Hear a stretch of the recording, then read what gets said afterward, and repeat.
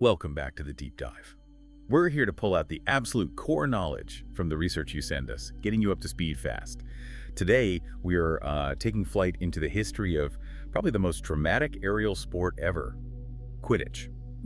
We're diving into Quidditch through the ages, the source you provided. It's considered the definitive text, right? Absolutely. And our mission today is really to trace Quidditch from its, let's be honest, painful beginnings, think splinters, all the way to the super fast professional game we see now. We're digging for the why. Why a broomstick? And maybe more importantly, what's the surprising, almost ethical controversy right at the heart of how the game is scored? And the source itself is fantastic. This isn't just any book. It's literally a copy from the Hogwarts library. It's even got that genuinely scary warning from the librarian, Irma Pence, about damaging it. You can even see, you checked it out, O. Wood, H. Potter, H. Granger. This book has seen some things. Clearly well-loved, maybe a bit too well-loved by some serious fans. It's the perfect source, really. Kenilworthy Wisp, the author, a top-tier Quidditch expert, huge fan himself. So by the end of this deep dive, you won't just get the rules, you'll understand things like, why the Wigtown Wanderers have a butcher knife on their uniforms. A silver one, no less. Okay, right, let's get into it. The book kicks off with a really basic but crucial question. Why brooms? Especially in the West. I mean, if those early brooms were so awful, why stick with them? Why not flying carpets like in the East, or, I don't know, wait for better tech? Barrels. Bathtubs. Yeah, it seems weird now, but it really boils down to one thing. Discretion. Necessity, basically. Before the Statute of Secrecy in 1689, witches and wizards absolutely had to hide their magic from muggles. Think about it, a flying carpet. Right. Or a bathtub zipping by. That's tough to explain if a muggle sees it. Right. Hard pass on explaining a flying bathtub. Exactly. But a broom. Everyone had brooms. They were easy to stash in a cupboard, easy to carry, and importantly, cheap. Perfect magical camouflage, really. But hiding came at a price. A painful one. The source is very clear. Early brooms were, well, dreadful.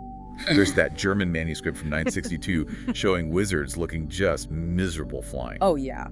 And then there's Guthrie Loughran's testimony from 1107, a Scottish wizard, very vivid description. He complained about, and this is a quote, splinters in the posterior and swollen hemorrhoids after just a short flight. Ouch. Doesn't sound fun. No. And that medieval broom they have in the Quidditch Museum, it backs him up. Rough ash, no varnish, just twigs tied on. Basic. And basic function too, right? It's forward, one Didn't speed. wait much. Forward, one speed, basic up, down, stop. Barely controlled, really. Flying wasn't a joyride, it was transport, and rough transport at that, until Elliot Smethwick in 1820. The cushioning charm. Exactly. That invention changed everything. Suddenly, flying wasn't agony, it became, well, fun, a genuine pleasure. That's a massive turning point. Okay, so comfort arrives, and once it's not actively painful, people start thinking about sport. And given the slightly insane sporting culture that already existed, Quidditch starts to take shape. Right, because before Quidditch, the games were, frankly, terrifyingly dangerous. The book highlights 3 particularly brutal ones. We should probably start with Schickstock, German, before 1105. It sounds like aerial jousting, kind of, but the target was odd. One player guards an inflated dragon bladder on a 6-meter pole, tied to it by a rope. Tied to the pole. Yeah. And attackers fly at him, trying to pop the bladder with sharpened broomsticks while he defends with his wand. Sounds chaotic. Then there was Ancient in Ireland. Also intense. Players catch this ball, called the Dom, actually a goat's gallbladder. Charming. Yeah. They fly it through barrels on poles, trying to score in the last barrel without getting singed by the magical flames around it. Okay, gallbladder, dodgeball through flaming barrels. Got it. But the big one, the really dangerous precursor, has to be Creathian. Scotland, 11th century. There's this tragic poem about it. Players literally strapped cauldrons to their heads. Wait, cauldrons? On their heads? Yes. And flew around trying to catch falling rocks. Big rocks, magically suspended maybe 30 meters up, then dropped. Sometimes hundreds of them. Catching rocks. With a cauldron head helmet. That's not a sport, that's just asking for trouble. It caused, and the book uses this phrase, an enormous amount of deaths. Shockingly, it stayed popular until it was finally banned in 1762. Took them long enough. But that idea of flying rocks trying to knock people off brooms, that's key. It feels like a direct link to what comes next. Yeah, exactly. So we've got miserable transport evolving, plus this culture of incredibly dangerous games. How did that chaos finally coalesce into Quidditch? For that, we need to go back to the 11th century again, and specifically to the writings of Gertie Kettle. She lived near a place called Quidditc Marsh. Her diary, which is in the Quidditch Museum now, gives us the first glimpse of something resembling the game. Okay, Gertie Kettle, what did she see?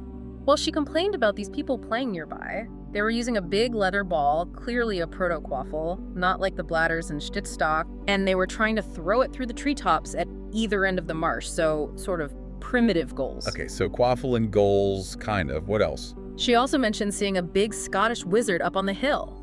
And here's the Creathiosan link again. She writes that 2 heavy rocks started flying around, actively trying to knock the players off their brooms. So literal enchanted rocks as the first bludgers. Maybe that Scottish wizard was trying to make rock dodging a thing instead of rock catching. That seems to be the thinking, yeah. The evolutionary bridge. Then, fast forward about 100 years into the 12th century, we see the game formalizing in a letter from Goodwin Neen to his cousin Olaf. Goodwin Neen, Yorkshire, right? What does this letter tell us? Huge progress. His wife, Gunhilda, played as a catcher, that's our chaser, and those flying rocks, now called Blooders, probably because of the injuries, and they had a dedicated player with a vara, basically a club, to bat them away. The first beater. Okay, chaser, bludgers, beaters. What about goals? Still trees? Nope. Now is 3 barrels set up on posts at each end. Wow. So by the 12th century, we basically have the core game. Chasers, quaffle, beaters, bludgers, keepers defending barrel goals. Almost. The whole structure is there, except for one absolutely crucial piece. The 4th ball. The game changer. The golden snitch. And this origin story is wild.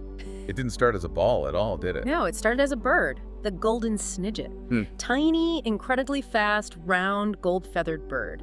Wizards in the 12th century loved hunting them, mostly for prestige. A fashion statement, almost. Kind of, but also its speed and rarity made catching one a real feat. The problem was hunting them caused issues, not just for the snidgets, which were becoming rare, but also because wizards flying around chasing tiny birds led to way too many muggle sightings. Right, secrecy again, so the stage was set for some kind of incident. Exactly, and it happened in 1269. The president of the Wizards' Council, a guy named Barbarous Bragg, shows up at a Quidditch match, and he brings a live golden snidget in a cage. Then he announces he'll give 150 galleons, which the book says is like 1,000,000 galleons today, to whichever player catches and kills the bird. Just releases it onto the pitch during the game. Yep. Chaos ensues. The game just stops. All the players, chasers, keepers, everyone abandons the quaffle and goes hell for leather after this tiny bird. Bragg completely corrupted the match with that bounty. Until Modesty Rabnot stepped in. Modesty Rabnot of Kent. An incredibly brave moment. She apparently, Zushower watched from the sidelines, horrified.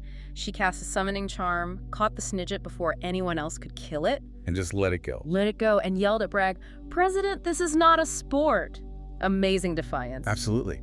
But it cost her, didn't it? Massively. She saved that one bird, but got fined 10 galleons money she didn't have and ended up losing her home because of it. But Bragg's idea, the bounty aspect, it stuck. Catching the snidget, or later the snitch, became worth 150 points specifically in memory of those 150 galleons he offered. And they created a specialist player just for that job, the Seeker. That's incredible. The defining rule of Quidditch, the 150 points that can swing the whole game, it exists purely because of this one rich guy's cruel publicity stunt and one woman's incredibly brave, costly act of protest. Pretty much sums it up. Of course, using live snidgets couldn't last. They became endangered.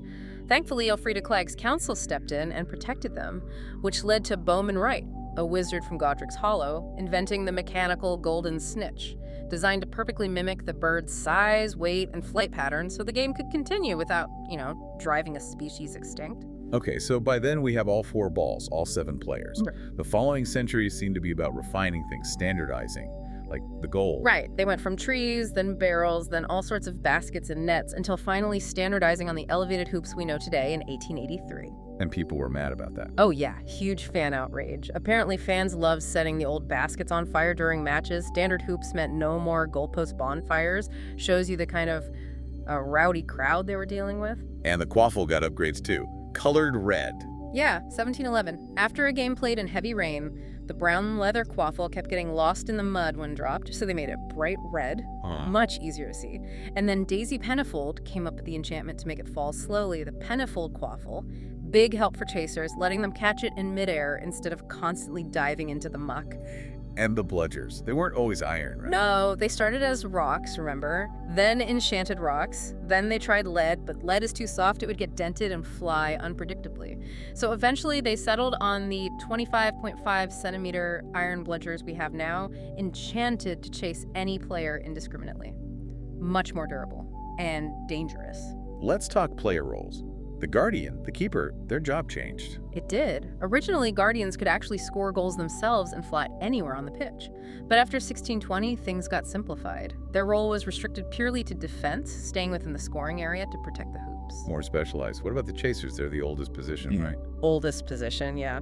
Their biggest rule change came in 1884 with the ban on stooging. Stooging. That's when 2 or more chasers would barge into the scoring area together, basically to muscle the keeper out of the way, leaving the goals undefended. Very physical tactic. And fans weren't happy about the ban. Not at all. The Daily Prophet interviewed this kid who was apparently in tears, saying he and his dad loved seeing the Guardians crushed. Gives you a sense of how rough the game used to be. Definitely sounds tougher. Speaking of rough, what about fouls? The book mentions hundreds. It does. There are supposedly 700 listed infractions, though the ministry keeps most of them secret, apparently, so they don't give players any ideas. Okay. But we know the common ones. Grabbing an opponent's broomstick to slow them down or throw them off course, and blatching deliberately flying to cause a collision. Standard dirty tactics. And the referees, the arbitrators. They had it rough too. Extremely rough. Cyprian Udal, an arbitrator in 1357, was actually murdered during a match, presumably by someone unhappy with a call. And later on, a known hazard was having your broomstick secretly turned into a portkey. You'd fly off for a second, then vanish, only to reappear like months later wandering the Sahara Desert. Right, okay. Definitely a high-risk job. So, moving towards the pro level, the league started forming. Yeah, the British and Irish League got properly established in 1674. That's when the 13 professional teams we still have today were finalized. And some of those teams have amazing histories. You mentioned the Holyhead Harpies. From Wales, founded 1203. What's really cool is they've always been an all-witch team. For centuries. And that story from 1953, after a 7-day match. Incredible story. They beat the Heidelberg Harriers when their captain, Gwendolyn Morgan, caught the snitch. Then, right there on the pitch, the opposing captain proposed marriage to her, and she turned him down flat. Epic. Love it. And the Wigtown Wanderers with the knife. From Scotland. Founded by descendants of a butcher, apparently. And yeah, they still wear that silver butcher knife emblem on their blood-red uniforms today. A nod to their roots. Yeah, mention the Chudley Cannons. Ah, the Cannons. Bless them. They've won the league 21 times, which is impressive. But the last time was 1892. It's been a long drought. Their motto says it all, right? Keep your fingers crossed and hope for the best. You kind of have to admire the optimism. So the game obviously spread worldwide. The first World Cup was in 1473, though just European teams at first. Yeah.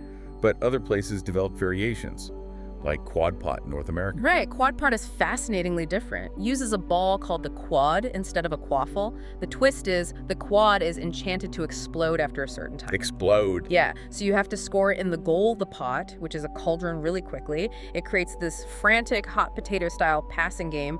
Get rid of the ball before it blows up. Totally different dynamic. Okay, and finally the tech caught up. Brooms got seriously fast. Big time. Mass production really kicked off with the Clinnswip one in 1926, but the game-changer company was Nimbus Racing Brooms, starting in 1967. Their Nimbus 1000 finally managed to combine the incredible speed the racers wanted with the sort of handling and safety features the older, clunkier brooms like the Oak Chef 79 had. Best of both worlds. And that speed demanded more skill from the flyers. Absolutely. You start seeing these really sophisticated moves develop, like the Wronski feint, named after Polish seeker Joseph Wronski. That's where a seeker fakes a dive straight towards the ground, pulling up only at the very last second, hoping the opposing seeker follows and crashes. High risk, high reward. Nerve-wracking. And the Plumpton Pass. More subtle. Named after Roderick Plumpton, who caught the snitch incredibly fast using it. It involves a quick feint one way, then grabbing the snitch almost casually and tucking it up your sleeve all in one smooth motion.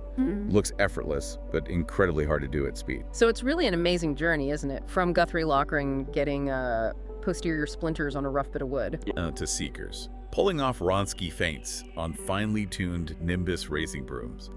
It's a sport shaped by hiding from muggles, by ridiculously dangerous early games, by tech breakthroughs, and by, well, some very passionate and sometimes violent fans and players. It really is. And maybe the biggest takeaway, if you connect it all back, think about that pivotal rule, the 150 points for catching the snitch, the thing that makes Quidditch Quidditch. It only exists because one powerful, callous wizard, Barbarous Bragg, put a massive, unethical bounty on a tiny, endangered bird back in 1269.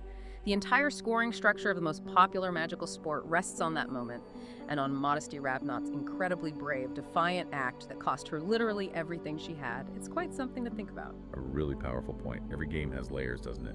Thanks again for sharing these sources. It's been fascinating. Sure. And for everyone listening, keep digging deep.